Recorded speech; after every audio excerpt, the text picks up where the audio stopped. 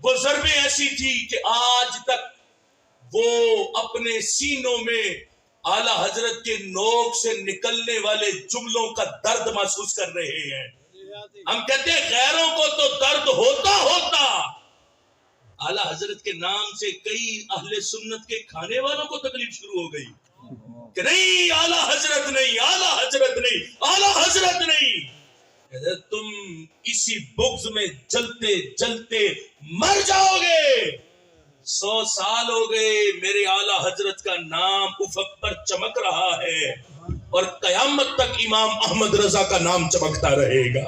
عشق محبت، عشق محبت، اعلیٰ حضرت، اعلیٰ حضرت، عشق محبت، عشق محبت. اعلیٰ حضرت، اعلیٰ. اب دیکھو ایک شخص نے حدیث کو لکھ کر اس پر جو تبصرہ کیا کہ نبی پاک صلی اللہ علیہ وسلم نے ارشاد فرمایا لا اغنی عنکم من اللہ شیئا، میں تم کو اللہ سے کچھ بھی بے نیاز نہیں کروں گا. اب یہ حدیث اس شخص نے اپنی کتاب میں لکھ کر جو تبصرہ کیا اس نے اپنی کتاب کے اندر وہ لکھتا ہے پیغمبر نے سب کو اپنی بیٹی تک کو کھول کر سنا دیا کہ قرابت کا حق ادا کرنا اسی چیز میں ہو سکتا ہے کہ اپنے اختیار کی ہو. سو یہ میرا مال موجود ہے، اس میں مجھ کو کچھ بخل نہیں، اور اللہ کے یہاں کا معاملہ میرے اختیار سے باہر ہے، وہاں میں کسی کی حمایت نہیں کر سکتا اور کسی کا وکیل نہیں بن سکتا. سو وہاں کا معاملہ ہر کوئی اپنا اپنا درست کرے اور دوزخ سے بچنے کی ہر کوئی تدبیر کرے. یہ اس نے اس حدیث کو لکھ کر تبصرہ کیا. نام میں نہیں لینا چاہتا وہ کون ہے، لیکن حقیقت سمجھو حدیث کو لکھ کر تبصرہ کیا. اور کس کے بارے میں؟ حضرت فاطمہ کے بارے میں کہ سرکار نے فرمایا میری بیٹی فاطمہ میں تجھے بھی نفع نہیں دے سکتا. اب اس پر جب ضرب اعلی حضرت نے لگائی تو اعلی حضرت کی ضربیں کچھ چھوٹی تھوڑی ہوتی ہیں. دیکھو نا آج کے اس اجتماع میں بھی دیکھو اور پھر اعلی حضرت مجدد دین و ملت کی ضرب کو بھی دیکھو. اعلی حضرت مجدد دین و ملت نے اس کے اس اعتراض پر جب جواب دینے لگے تو کیا فرمایا؟ آج وہ حدیث لکھ کر کہے کہ سرکار اپنی بیٹی حضرت فاطمہ رضی اللہ تعالی عنہا کو بھی کوئی نفع نہیں دے سکتے. اعلی حضرت مجدد دین و ملت نے فرمایا نبی پاک صلی اللہ علیہ وسلم نے ارشاد فرمایا من قرأ القرآن، جس نے قرآن حفظ کیا، یہ گلشن جو آباد ہے، جس نے قرآن حفظ کیا اس کے حلال کو حلال حرام کو حرام ٹھہرایا، اللہ اس کی برکت سے اسے جنت میں داخل کرے گا. اور وَشَفَّعَهُ فِي عَشْرَةٍ مِّنْ أَهْلِ بَيْتِهِ، اکیلا نہیں جائے گا، اپنے گھر والوں میں سے 10 کو بھی اپنے ساتھ جنت میں لے کے جائے گا. اعلیٰ حضرت مجدد دین و ملت فرماتے ہیں اب دیکھو یہ جو قرآن لفظی صورت میں ہمارے سامنے جو اس کو سینے میں محفوظ کرے وہ تو 10 کو جنت میں لے کے جائے، تو جس کے سینے پر قرآن اترے تو وہ اپنی بیٹی کو بھی نفع نہ دے پائے. کچھ تو حیا کرو، شرم ہی نہ رہی تمہیں. یعنی آج یہ صرف تقریر ہمارے مدرسہ میں نہیں ہو رہی، غیروں کے مدرسہ میں بھی چندہ بٹورنے کے لیے تقریر یہی کی جاتی ہے کہ تم اپنے بچوں کو مدرسہ میں بھیجو، وہ حفظ کریں گے، جب حفظ کریں گے گھر والوں میں سے 10 کو جنت میں لے کر جائیں گے. میں کہتا ہوں بدبختو جس بچے کو تم قرآن پڑھاؤ وہ تو 10 کو لے کر جائے، اور جس محبوب کے سینے پر رب قرآن نازل کرے اور کہو کہ وہ محبوب اپنی بیٹی کو بھی کوئی نفع نہیں دیں گے. یہ ہے حالت اس وقت. اس لیے کہا عقیدہ اہل سنت کی پختگی بڑی ضروری. اور پھر اعلی حضرت مجدد دین و ملت نے اگلی ضرب لگائی، وہ کیا ہے؟ اعلی حضرت رحمت اللہ تعالی علیہ فرماتے ہیں نبی پاک صلی اللہ علیہ وسلم نے ارشاد فرمایا الشہید، شہید جو ہے اعلی حضرت فرماتے ہیں وہ اپنے اہل بیت میں سے 70 کو جنت میں لے کے جائے گا. شہید 70 کو جنت میں لے کے جائے تو جس کے صدقے شہید کو شہادت کا رتبہ ملا تو وہ آمینہ کا لال اپنی بیٹی کو بھی نفع نہ دے پائے. یعنی یہ ہے حالت اس وقت سوچ کی. کتنے ضرورت ہے عقیدے کے اصلاح کی. اعلی حضرت مجدد دین و ملت نے تیسری ضرب لگائی. کیا کہا؟ اعلی حضرت نے فرمایا الحاج، حاجی صاحب حاجی صاحب کی شان کیا جس نے حج کیا؟ اعلیٰ حضرت فرماتے ہیں کہ حاجی صاحب اپنے گھر والوں میں سے 400 لوگوں کو جنت کے لے کے جائیں گے. سبحان اللہ. ایک حاجی 400 کو جنت میں لے کے جائے. اور جس محبوب کے صدقے حاجی کو حاجی بننے کی سعادت ملی تو وہ محبوب اپنی بیٹی کو بھی نفع نہ دے پائے. یعنی یہ ہے حالت اس وقت.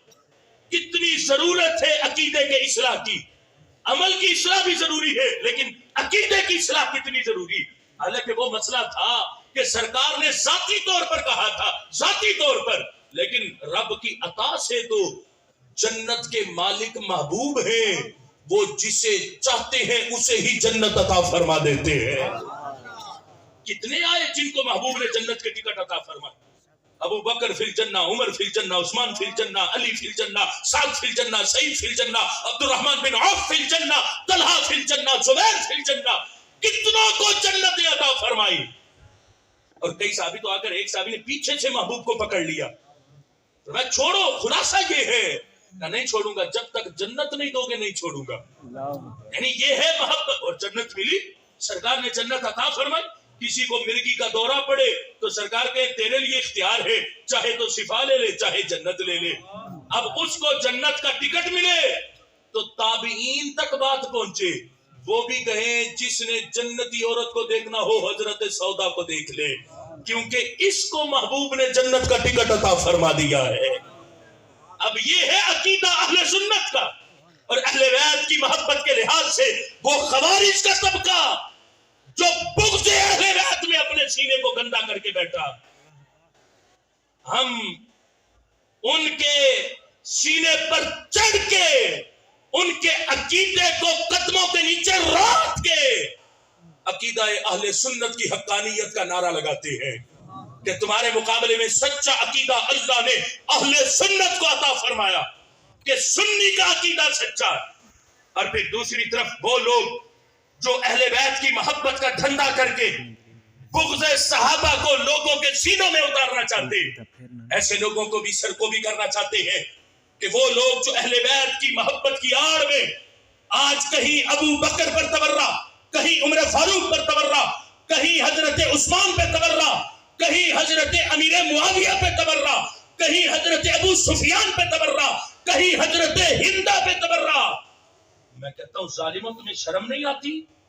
جس کو محبوب قبول فرما لے تو تمہیں کس نے اختیار دیا کہ تم ان میں سے کسی ایک کے بارے میں اپنی زبان کھولو؟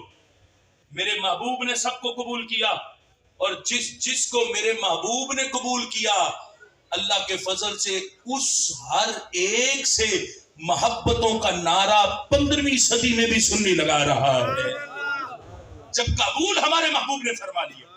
اب پھر دیکھو اس مقام پر بھی اعلیٰ حضرت مجدد دین و ملت کے فتاوی رضویہ شریف سے ایک سوال جو اعلیٰ حضرت سے پوچھا گیا اس کو ذکر کر کے اپنی گفتگو کو ختم کرنا چاہوں گا. یہ 29ویں جلد ہے، صفحہ نمبر 237 ہے. اب اس پر ذہن میں رکھنا. اعلیٰ حضرت سے پوچھا گیا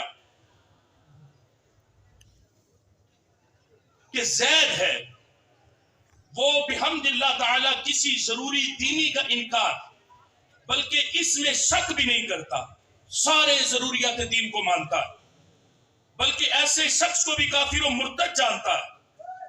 باوجود یہ کہ اس کا یہ عقیدہ ہے کہ حضرت سیدنا صدیق اکبر رضی اللہ تعالیٰ عنہ اگرچہ افضل الناس بعد الانبیاء ہیں، لیکن بحکم ما من عام الا وقد خص منه البعض، کہ کوئی عام نہیں مگر ان میں سے بعض افراد کو خاص کیا گیا ہے. اس قاعدے کے تحت اس ناس سے حسنین رضی اللہ تعالی عنہما مستثنا ہے. سننا توجہ کے ساتھ، کیونکہ حسنین کریمین رضی اللہ تعالی عنہما شہزادگان دودمان نبوت ہیں. حضرت امام حسن حسین سرکار کے شہزادے ہیں. کہا اس لیے ان کو استثناء ہے کہ حضرت ابو بکر صدیق کی جو افضلیت والا عقیدہ ہے وہ حق ہے کہ بعد از انبیاء ابو بکر ہی ہیں، لیکن کہا اب اس میں حضرات حسنین کریمین وہ مستثنیٰ ہے کہ حضرت سے حسنین کریمین افضل ہے. کیوں؟ اس کا سبب کیا؟ اس نے کہا کہ وہ اہل بیت کے نبوت کے شہزادے ہیں، یعنی شہزادگان دودمان نبوت ہیں، اور حضرات خلفائے اربع وزرائے شاہ سریر رسالت صلی اللہ علیہ وسلم ہیں، اور وزراء سے شہزادوں کا مرتبہ بڑا ہوتا ہے. یہ اس نے کہا.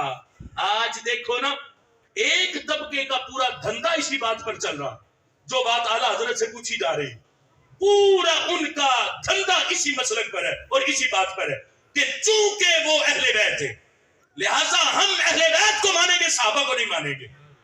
یہ ان کے دھندا اور یہ ان کی آڑ ہے. اب اس شخص نے بھی یہی پوچھا کہ حسنین کریمین تو محبوب کے لخت جگر ہیں، وہ شہزادے ہیں محبوب کے، اور حضرت ابو بکر و عمر کو تو یہ شان حاصل نہیں.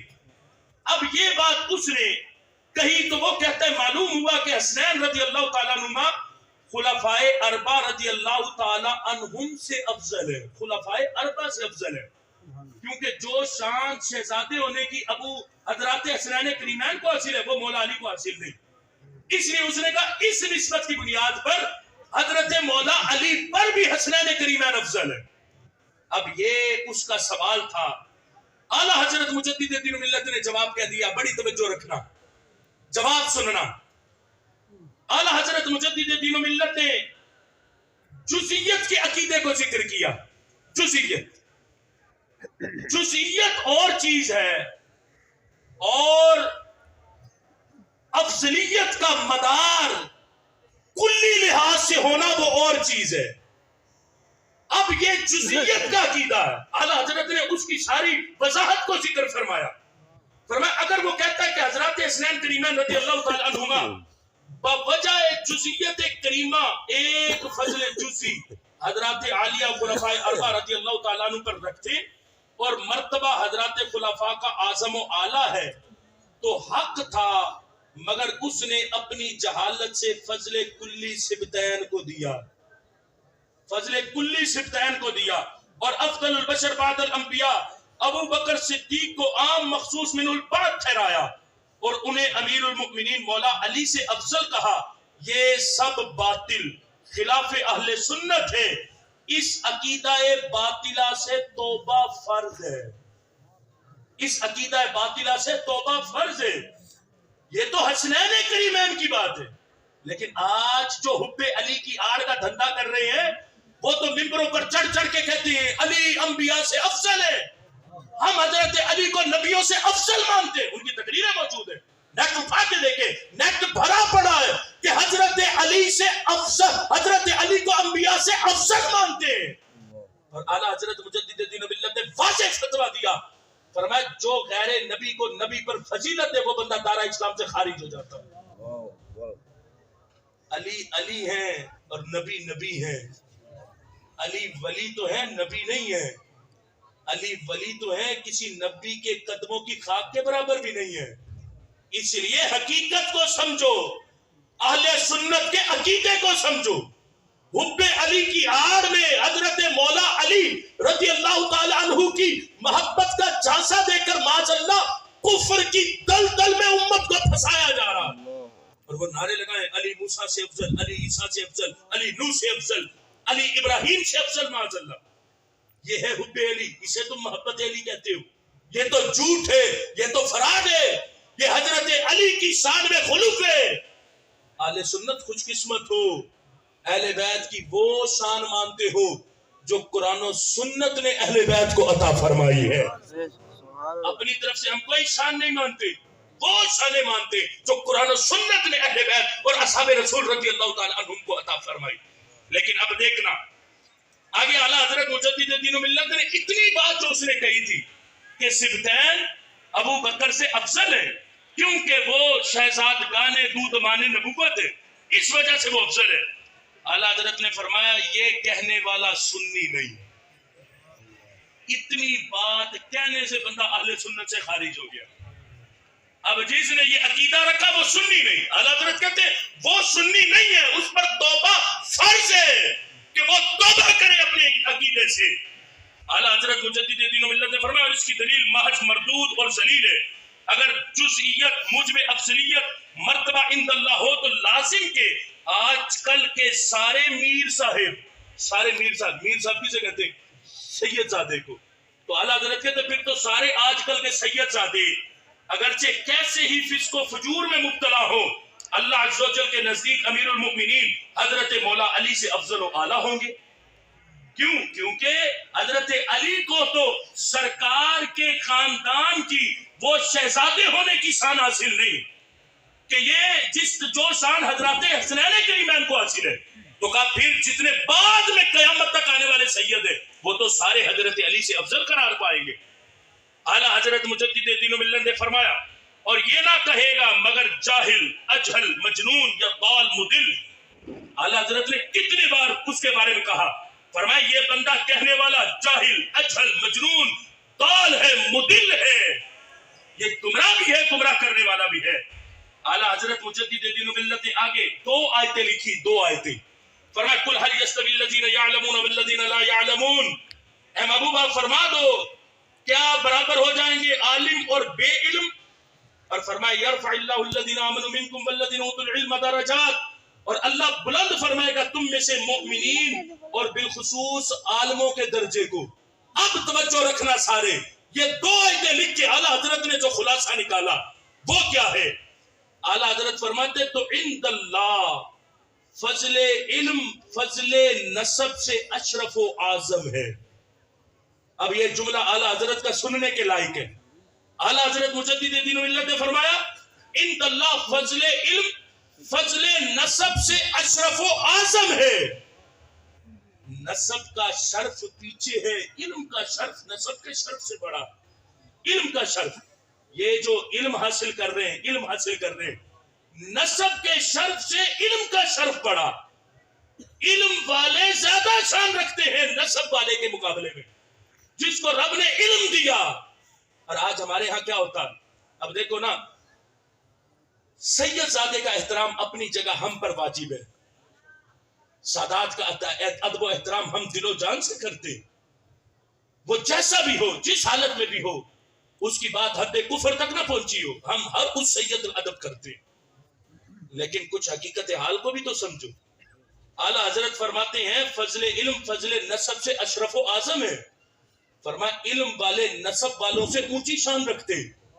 اور اس مقام پہ اعلیٰ حضرت مجدد دین و ملت سے 22ویں جلد میں جو سوال پوچھا گیا اعلیٰ حضرت مجدد دین و ملت سے کہ 22ویں جلد کے اندر یہ بات پوچھی گئی کہ اے امام احمد رضا یہ بتائیں 2 لوگ ہوں, ایک عالم ہو ایک سید زادہ ہو, تو ان دونوں میں سے صدارت کس سے کرائی جائے گی اجتماع کی؟ ایک عالم ہے ایک سید زادہ, کس سے صدارت کرائی جائے؟